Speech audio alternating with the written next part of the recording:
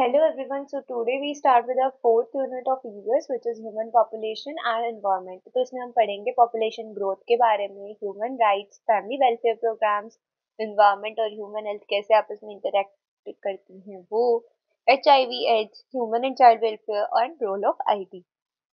ठीक है, तो हमारा फर्स्ट टॉपिक आता है पॉपुलेशन एक्सप्लोजन के बारे में। देखो पॉपुलेशन एक्सप्लोजन क्या बताता है कि अगर हमारी पॉपुलेशन ज्यादा होगी तो हमारे रिसोर्सेज का भी ज्यादा यूज होगा, जो हमारे एनवायरनमेंट के डिग्रेड होने का और पोल्यूशन होने का एक रूट कॉज है। ठीक है, अब देखो ये तो आप भी समझ सकते हो कि अगर ज्यादा लोग होंगे तो रिसोर्सेज का उतना ही ज्यादा यूज होगा, जिसका डायरेक्ट रिलेशन बनता है कि over population is directly related to the over use of resources. अभी डिपेंड किस पे करता है कि पॉपुलेशन का साइज कितना है, जो रिसोर्सेज है वो पर कैपिटा कितनी कंज्यूम्ड हो रही है, राइट। अब उसके बाद आता है, देखो यहाँ पे आप देखोगे कि 1950 के बाद जो लेस डेवलप्ड कंट्रीज है उनमें रैपिड ग्रोथ हुई है पॉपुलेशन की, और वहीं जो डेवलप्ड कंट्रीज है उनमें पॉपुलेशन बहुत कांस्टेंट रही है। तो अभी हम इसका रीजन आगे देखेंगे, ठीक है। अब लाइफ एक्सपेक्टेंसी की बात करते हैं कि जो ग्लोबली डिफाइंड है कि 1950 से 55 में 46 इयर्स की एक मिनिमम एज होती थी। पर अब वहीं पे अगर देखा जाए तो 2000 से लेके 2005 तक 65 इयर्स हुए, और अभी ये माना जाता है कि 2045 से लेके 50 तक 75 इयर्स की हमारी लाइफ एक्सपेक्टेंसी हो सकती है ग्लोबली। अगर अभी के हिसाब से बात करें तो जो डेवलप्ड कंट्रीज है उसमें 75 इयर्स अभी है, और माना जाता है कि 82 इयर्स हो जाएगी इन विद इन 2045 टू 50। ठीक है, और वहीं पे जो लीस्ट डेवलप्ड कंट्रीज है उनमें आज की डेट में जो लाइफ एक्सपेक्टेंसी है वो 50 से भी कम है, और वो जो मानी जाती है कि इंक्रीज हो सकती है 66 तक। कब तक? 2045 से लेके 50 में, राइट। अब हम बात करते हैं फैमिली वेलफेयर प्रोग्राम्स की। देखो फैमिली वेलफेयर प्रोग्राम्स का बेसिकली ऑब्जेक्टिव ये होता है कि जो बर्थ रेट है वो कम हो, ताकि हमारी जो पॉपुलेशन है वो स्टेबलाइज रह सके और हमारी जो नेशनल इकोनॉमी में जो रिक्वायरमेंट है वो फुलफिल हो सके। अब देखो जो नेशनल फैमिली वेलफेयर प्रोग्राम है ना वो 1951 में लॉन्च हुआ था, राइट। अब मैंने आपका ऑब्जेक्टिव तो बता ही दिया कि क्या है। अब देखो इसमें ना क्या होता है कि जो फैमिली वेलफेयर प्रोग्राम है ना वो सिर्फ फैमिली प्लानिंग ही कवर नहीं करता है। इसमें हम आपको मतलब ये हेल्प भी करते हैं कि कैसे चिल्ड्रंस को, वुमेन्स को, या फिर कोई भी हैंडीकैप्ड पर्सन है उसको कैसे हेल्प हो सकती है उसकी ग्रोथ में, राइट। अब इसका एम क्या है कि आपको फूड प्रोवाइड कराए, शेल्टर, एजुकेशन, मेडिकल इक्विपमेंट्स। अगर कोई भी हंगर से गुजर रहा है, पॉवर्टी से गुजर रहा है, या फिर अंडर नरिशमेंट है या माल न्यूट्रिशन से गुजर रहा है, तो उसमें ये आपकी हेल्प करते हैं, ठीक है। अब बात करते हैं फैमिली प्लानिंग की। देखो फैमिली प्लानिंग आप सब समझते हो कि कितना इम्पोर्टेंट है पॉपुलेशन कंट्रोल करने के लिए, ठीक है। तो फैमिली प्लानिंग प्रोग्राम्स बनाए जाते हैं मेडिकल सर्विसेज के थ्रू या फिर कोई भी एजुकेशनल सर्विस के थ्रू, ताकि लोगों को समझ में आए कि कैसे उनको अपनी फैमिली का साइज चूज करना है, कैसे एक राइट टाइम होता है फैमिली प्लानिंग का। ठीक है, फैमिली स्टार्ट करने का सही टाइम क्या होता है किसी भी जनरेशन के लोग के लिए, राइट। ठीक है, अब देखो ये ना जो पॉपुलेशन है वो कैसे कंट्रोल हो सकती है। अगर किसी को सही से सेक्स एजुकेशन ना दी हो तो उसको पता ही नहीं चलेगा कि उसको फैमिली प्लानिंग करनी कैसे। ठीक है, तो सबसे इम्पोर्टेंट है कि पॉपुलेशन कंट्रोल करने के लिए लोगों में सेक्स एजुकेशन होनी चाहिए, बर्थ कंट्रोल के मेथड्स पता होने चाहिए, ठीक है। जो कॉन्ट्रासेप्टिव्स है उनके बारे में पता होना जरूरी है, राइट। देखो अब फैमिली प्लानिंग है ना जो वो काफी कंट्रीज में बहुत सक्सेसफुल हो गई है, क्योंकि वहां पर मतलब सारे आप बोल सकते हो कॉन्ट्रासेप्टिव्स इजीली प्रोवाइडेड है, फैमिली प्लानिंग सर्विसेज हैं, और लोगों को सेक्स एजुकेशन है, राइट। अब जैसे इनमें कौन कौन सी कंट्रीज आती है, चाइना हो गया, इंडोनेशिया हो गया, सिंगापुर, हांगकांग, श्रीलंका। इन सब में हमारी जो पॉपुलेशन है वो बहुत मतलब रैपिडली ग्रो नहीं कर रही, बहुत कांस्टेंट वे में चल रही है। ठीक है, अब बात करते हैं एनवायरनमेंट और ह्यूमन हेल्थ के बारे में। देखो हम सबको पता है कि अगर हमारा एनवायरनमेंट अच्छा होगा तो हमारी हेल्थ भी अच्छी होगी। सपोज अगर हम कोई पॉल्यूटेड प्लेस में रह रहे हैं जहाँ की एयर मतलब बहुत लो क्वालिटी की है, तो आप भी समझते हो कि वहां पे आपको लंग्स के रिलेटेड इश्यूज होना, ब्रीदिंग इश्यूज होना बहुत कॉमन सी बात है। वहीं पे अगर आप कंटामिनेटेड वाटर को इनटेक करते हो तो आपको इंटरनल इश्यूज हो सकते हैं, इंटेस्टिनल डिसीजेस हो सकती हैं, राइट। फिर देखो, अब जो है ना हमारा जो क्लाइमेट और वेदर है वो हमारी ह्यूमन हेल्थ को इफेक्ट करता है, ये तो हमने देख लिया, ठीक है। अब हमारा जो बेसिक कंसर्न होना चाहिए वो ये होना चाहिए कि हम कैसे सेफ और क्वालिटी फूड खाएं, कैसे ड्रिंकिंग वाटर हमारा प्रॉपर हो कि हमें कंटामिनेटेड वाटर इंटेक ना करना पड़े, राइट। अब देखो, काफी बार ना होता है कि जब हमारी बॉडी में कोई डिसीज आती है, जैसे डायरिया हो गया, तो उसमें क्या होता है कि हमारी जो बॉडी है ना वो मतलब बहुत ऐसे सॉल्ट को फ्लश आउट कर देती है बॉडी से, और जिसकी वजह से हमारी बॉडी डिहाइड्रेटेड फील करती है। तो उसी के लिए ओरल रिहाइड्रेटिंग सॉल्ट्स होते हैं जिनको हम बेसिकली ओआरएस भी बोलते हैं, ठीक है। अब ये छोटे बच्चों को भी दिए जाते हैं क्योंकि देखो, जो छोटे बच्चे होते हैं उनको डायरिया मतलब बहुत इजीली हो जाता है, और जिसकी वजह से मतलब बच्चों की जान बहुत जल्दी चली जाती है। लाइक 2.2 मिलियन चिल्ड्रन ऐसे हैं जो डायरियल डिसीजेस से हर साल मर जाते हैं, राइट। तो आप समझ ही सकते हो कि डायरिया एक मतलब बहुत ही कॉमन प्रॉब्लम है छोटे बच्चों के अंदर। तो उनको उस प्रॉब्लम से ओवरकम करने के लिए ओआरएस दिया जाता है, जिसकी वजह से क्या होता है कि वो डिहाइड्रेटेड नहीं होते, ठीक है। उनकी बॉडी में जो फ्लूइड और सॉल्ट है उसका बैलेंस बना रहता है, ठीक है। अगर हमारी मतलब लो कंसंट्रेशन रहेगी सॉल्ट की ब्लड में तो उससे बहुत प्रॉब्लम हो सकती है, तो वो सब मैनेज करता है, ठीक है। अब देखो, ओआरएस में होता क्या है कि इसमें सॉल्ट, इलेक्ट्रोलाइट्स होते हैं और शुगर होता है जो हमारी बॉडी को हाइड्रेट करने में हेल्प करता है, और ये बहुत इजीली अवेलेबल होता है एज अ सैशे, राइट। सबने देखे होंगे अपने घर पे कि सबके घर पे ओआरएस होता ही है, जिससे कि हमें डिहाइड्रेशन जब भी फील होती है तो हम लोग उसको पीते हैं, राइट। अब देखो, यहाँ पे क्या होता है कि जो इन्वायरमेंट और ह्यूमन हेल्थ है वो आपस में डिपेंड है, ये तो मैंने आपको बता ही दिया। अब आप अगर मतलब अच्छा ड्रिंकिंग वाटर होगा, न्यूट्रिशनल फूड होगा आपका, तो उससे आपकी बॉडी भी हेल्दी रहेगी, जिसकी वजह से जो आपका इन्वायरमेंट है वो भी सस्टेनेबल बनेगा। आप अपनी इन्वायरमेंट को एक अच्छे से ग्रो कर पाओगे, ठीक है। अपने उसी इन्वायरमेंट में आप अच्छे से इन्वायरमेंट को भी ग्रो करोगे और उसमें आपकी भी ग्रोथ होगी, राइट। अब बात करते हैं ह्यूमन राइट्स की। देखो, अब ह्यूमन राइट्स सबको पता है कि हमारे पास बचपन से मतलब बाय बर्थ हमारे पास कुछ ह्यूमन राइट्स हैं। बट अब आप ये समझो कि जब आपके पास ह्यूमन राइट्स होते हैं तो जो उसके इन्वायरमेंटल इश्यूज है ना वो आपस में इंटरलिंक करते हैं, ठीक है। अब देखो, आप सबको पता है कि एक रिच पीपल में और एक पुअर पीपल में बहुत वाइड गैप माना जाता है। बट जो हमारा एनवायरनमेंट है वो कभी भी इस बेसिस पे किसी के साथ इनजस्टिस नहीं करता। जैसे कि मतलब कि ऐसे नहीं होता कि किसी को पानी ज्यादा मिलेगा तो किसी को कम मिलेगा, ठीक है। सबका इक्वल यूज है, इक्वली राइट है उस ह्यूमन रिसोर्स पे, सॉरी उस नेचुरल रिसोर्स पे। जैसे कि सपोज ट्राइबल पीपल्स है तो उनका जितना हक है फ्यूल वुड्स पे, फॉरेस्ट प्रोडक्ट्स पे, उतना ही आपका है, और जितना हमारा हक है किसी भी वाटर रिलेटेड सोर्सेज पे या किसी पे, उतना ही ट्राइबल पीपल्स का भी है, ओके। अब बात करते हैं वैल्यू एजुकेशन की। देखो, वैल्यू एजुकेशन क्या होता है कि हमारे जो खुद के बिलीव्स हैं, जो प्रिंसिपल्स हैं, वो हम खुद से जज कर सके कि क्या वो सही हैं, ठीक है।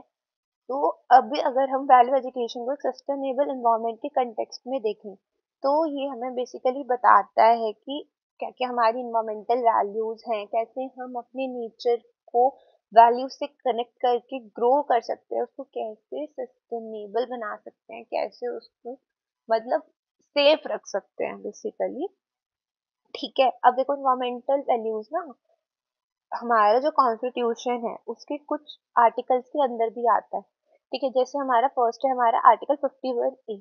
अब देखो, इसमें क्या हमें बोला गया है इस आर्टिकल में कि जो हमारा नेचुरली इन्वायरमेंट है उसको हमें प्रोटेक्ट करना है, उसको इम्प्रूव करना है। भले ही हमारा उसमें से कोई भी आता है, जैसे कि फॉरेस्ट हो गया, लेक हो गया, उन सबको प्रोटेक्ट करने की जिम्मेदारी है हमारी, उनको सेफ रखना, उनको पोल्यूट ना करना इज आवर ड्यूटी, राइट। फिर नेक्स्ट आता है हमारा 48A आर्टिकल, जिसमें ये बोला गया है कि हमारी जो फॉरेस्ट है और वाइल्ड लाइफ कंट्री के उन सबको हमें प्रोटेक्ट करना चाहिए, राइट।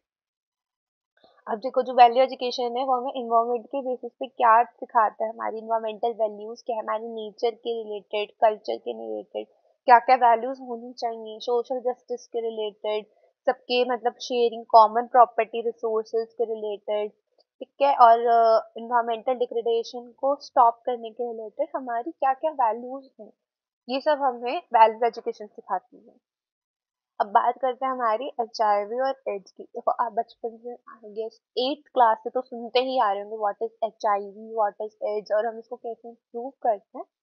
और ये एड्स सबको पता है कि मोस्ट सीरियस डेडली डिसीज है, राइट। इसका जो फर्स्ट केस है एड्स का वो हमारा न्यूयॉर्क में रिपोर्ट हुआ था, जो यूएसए में इन 1981, ठीक है। और जो वहीं अगर इंडिया में देखा जाए तो जो इसका फर्स्ट इन्फेक्शन है वो रिपोर्ट हुआ था चेन्नई में 1986 में।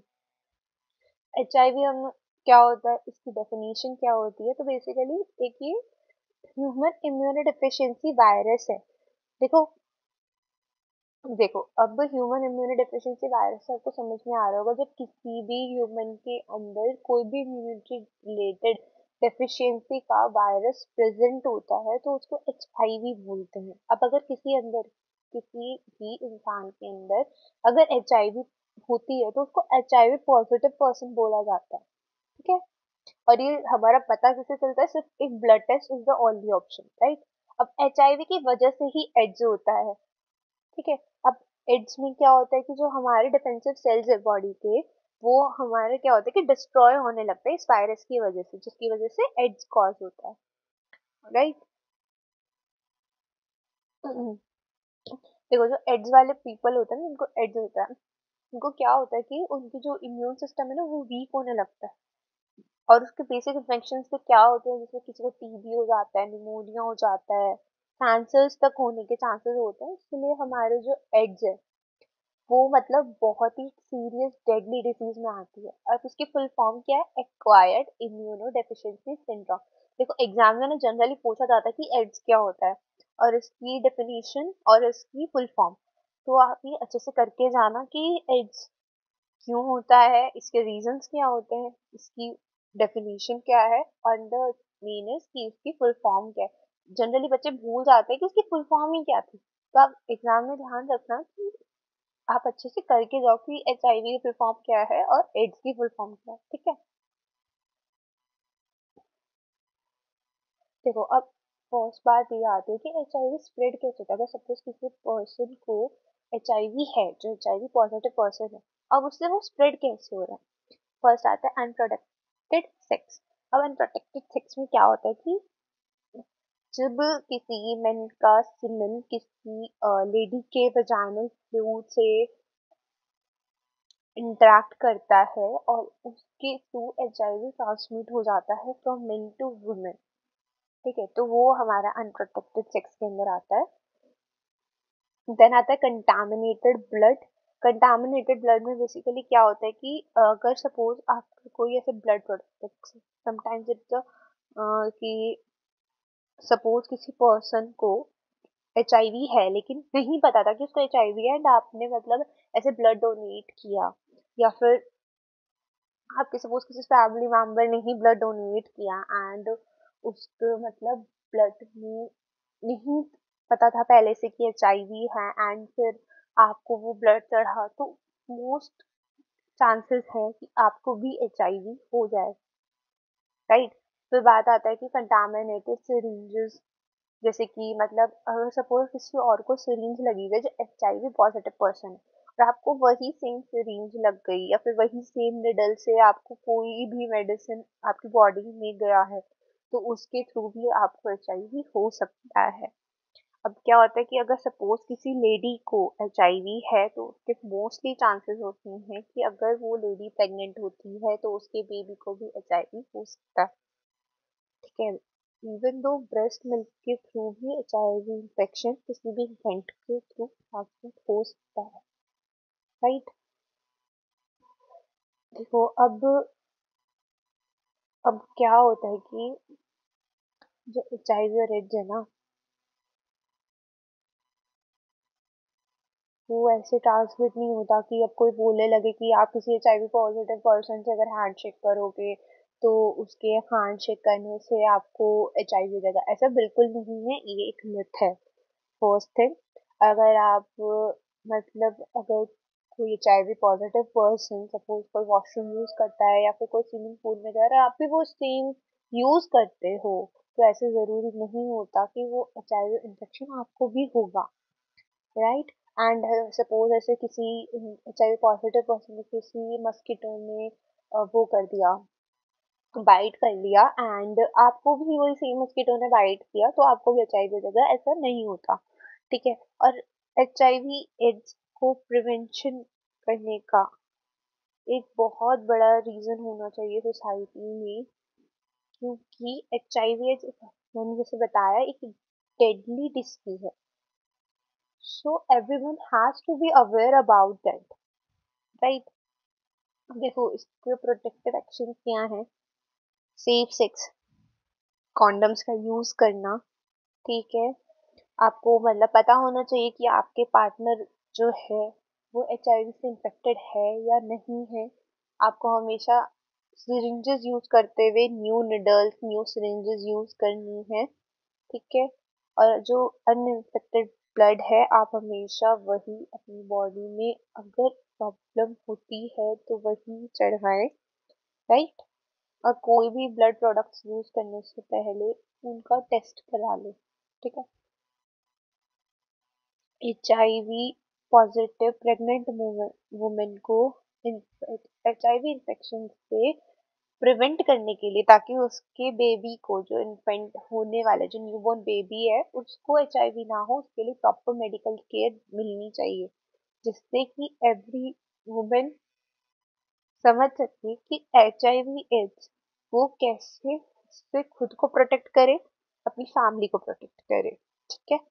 WHO के हिसाब से 44% आउट ऑफ 40 मिलियन अडल्ट क्या है, वुमेन है जो HIV एड्स से हो रखी है, ठीक है। एड्स का आज की डेट में कोई क्योर नहीं है, इसका जस्ट एक प्रोटेक्टिव एक्शन है जो मैंने आपको भी पढ़ा दिया है, राइट। थैंक यू, इस यूनिट में इतना ही और आप अच्छे से एग्जाम देना। All the best.